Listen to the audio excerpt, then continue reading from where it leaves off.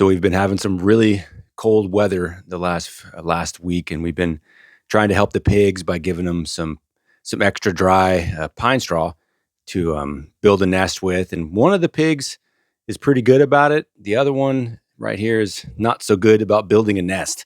So she's definitely good about flattening her nest, but the other one, she's pretty good.